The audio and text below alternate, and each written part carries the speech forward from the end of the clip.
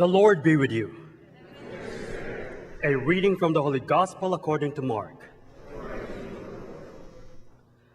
On leaving the synagogue, Jesus entered the house of Simon and Andrew with James and John. Simon's mother-in-law lay sick with a fever. They immediately told him about her. He approached, grasped her hand, and helped her up. Then the fever left her, and she waited on them. When it was evening, after sunset, they brought to him all who were ill or possessed by demons. The whole town was gathered at the door. He cured many who were sick with various diseases. He drove out many demons, not permitting them to speak because they knew him. Rising very early before dawn, he left and went off to a deserted place where he prayed. Simon and those who were with him pursued him, and on finding him said, "Everyone is looking for you." He told them, "Let us go on the nearby villages, that I may preach there also. For this purpose have I come." So I went into their synagogues, preaching, driving out demons throughout the whole of Galilee. The Gospel of the Lord.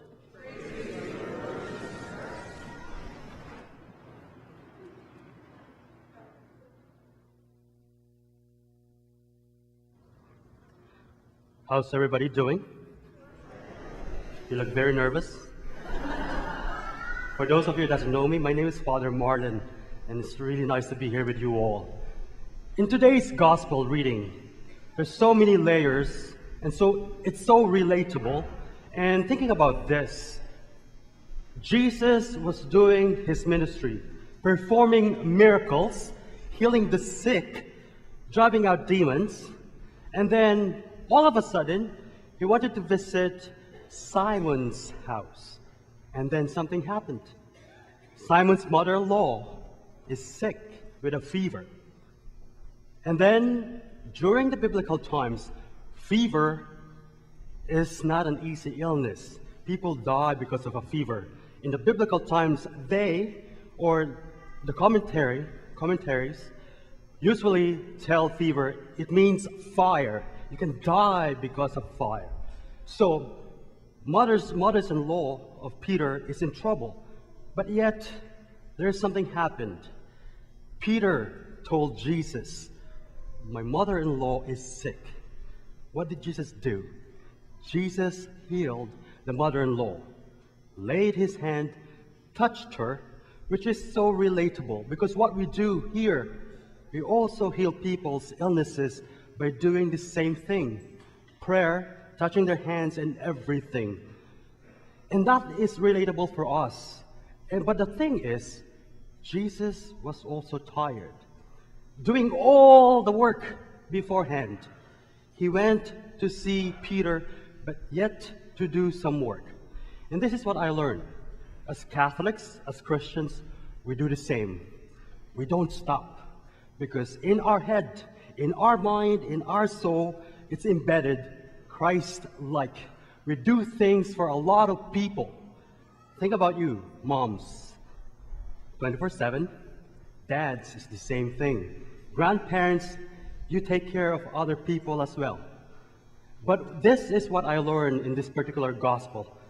We take care of one another.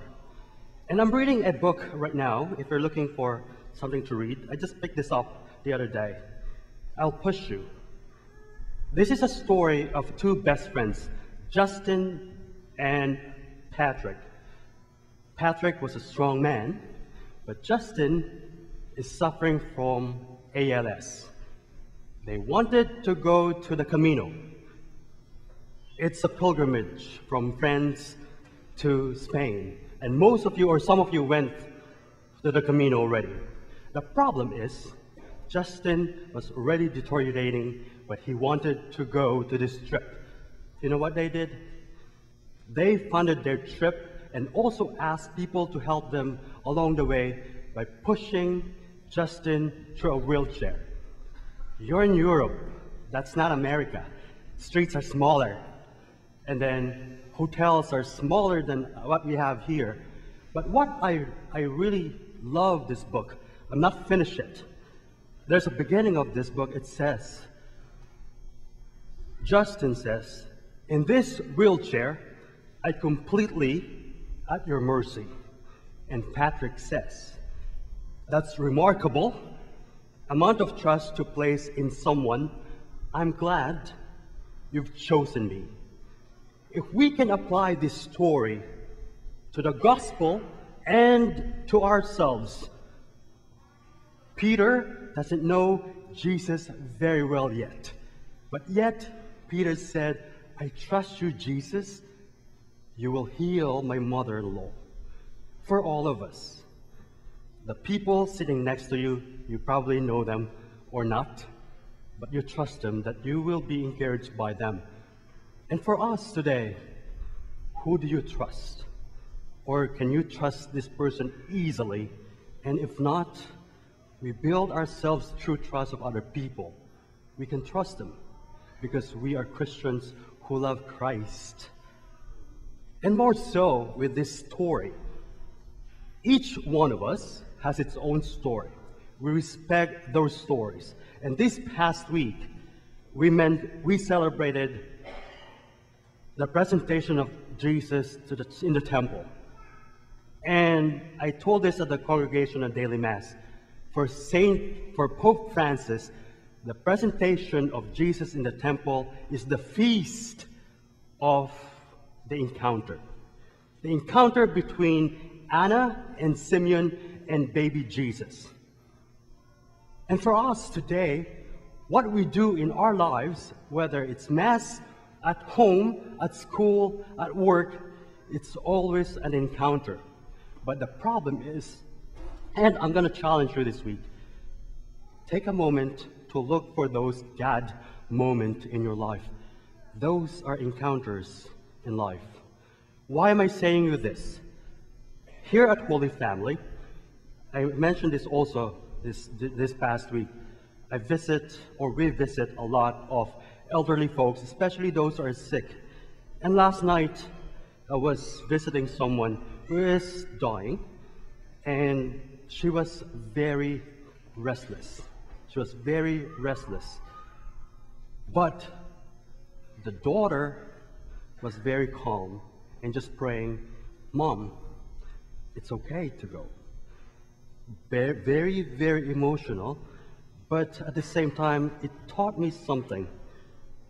Encounter with the difficulties, encounter of our sufferings, encounter of whatever we're experiencing in life is a God moment. Not just her. And most of the time we visit the sick here at Holy Family, and even most of them said, are you sure you're a priest? You look like 12 years old. I have my facial hair. I said, as a joke, I usually wash my face with Rogaine. It doesn't work. What is that for me?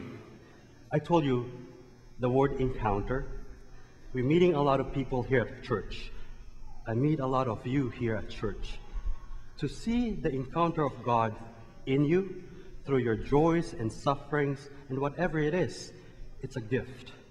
Like the second reading, St. Paul says, I become a person for all. And I think that is important for all of us. Each of your stories is important. All of our stories are important. Those are God moments. But for us to recognize their suffering and their joys, like St. Paul, we become people for others. And that is our prayer today. And I'm going to give you a homework. Sorry, it's a human nature. I was a teacher. Look for God moments in your life this week. Don't let it pass by.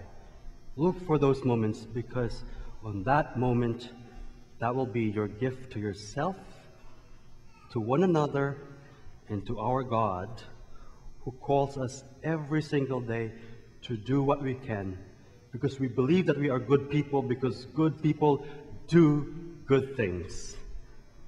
Like the mother-in-law of Peter or Simon, like St. Paul in our second reading, like Jesus in our gospel stories. These are real people, and we are real. and we can't be restful until our heart is rest to God. And that's my prayer for you, and pray for me as well as we go through in life. May God bless us. God bless this week. And whoever wins the Super Bowl, hey, it's all good. It's all good. God bless us all. Thank you so much.